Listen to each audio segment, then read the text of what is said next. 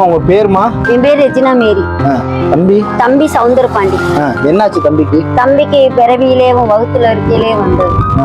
அது நாங்க குணப்படுத்தி முடியல எங்கனால.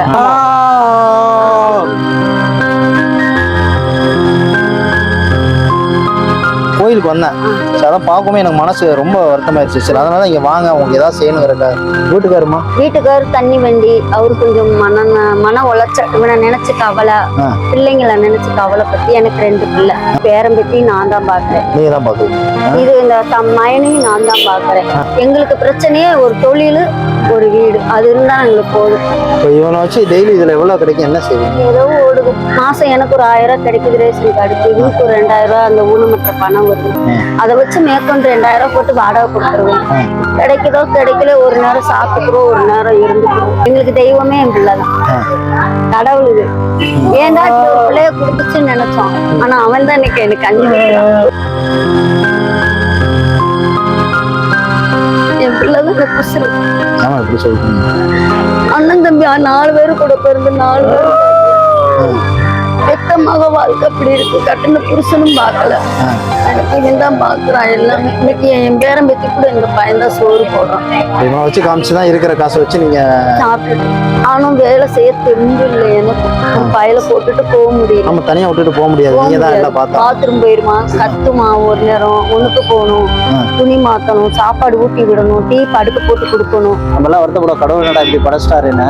ஆனா இன்னைக்கு இவன் தான் இந்த குடும்பத்துக்கே சாப்பாடு போறான். ஒரு தாயில வந்து இதுல இவன் தான் என்னை காப்பாத்துறான் அப்படின்னு சொல்றாங்க பாத்தீங்களா? இதான் தம்பி தங்கச்சி வளர்க்கறதுலாம் வேஸ்ட், சொந்த பந்தம்லாம் வேஸ்ட். நல்லா இருந்தோம் ஒரு காலத்துல, எல்லாம் சாப்பிடதான் வந்தாங்க, பிடிச்சி எங்களை அழிக்கதான் வந்தாங்க, எங்களுக்கு கை கொடுக்கல. இன்னைக்கு என் பிள்ளைதான் எங்களுக்கு கை கொடுத்துருக்கான்.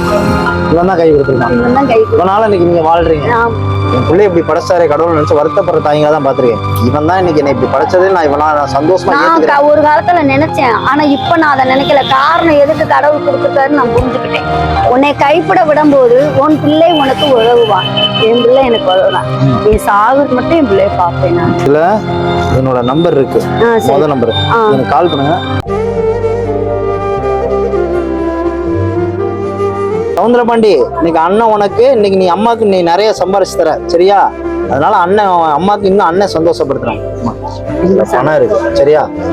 சவுந்தரபாண்டி எனக்கு மகன் மாதிரி என்னைய ஒரு மகனா நினைச்சு. ஐயோ, நீங்க தான் எனக்கு பிள்ளையும். நீ எல்லாம் பெத்தாதான் பிள்ளையா, எல்லாரும் பிள்ளை. வச்சு நீங்க என்ன வேணுமோ வாங்கிக்கோங்க.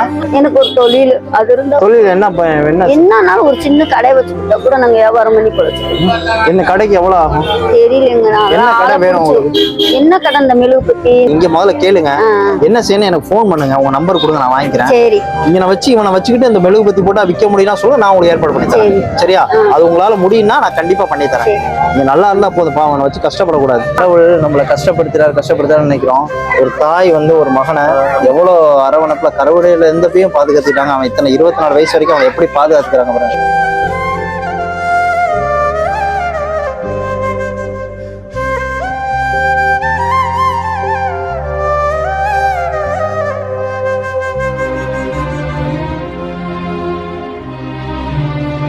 இது வரைக்கும் கடவுள் இன்னும் வந்து அவங்க அம்மா அவனை பாதுகாத்து, இவன் அவங்க அம்மா பாதுகாத்துட்டு இருக்காங்க. நம்மளுக்கு இருக்க கஷ்டமா இதெல்லாம் யோசிச்சு நம்மளுக்கு இருக்க கஷ்டமா ஒரு கஷ்டமே கிடையாது.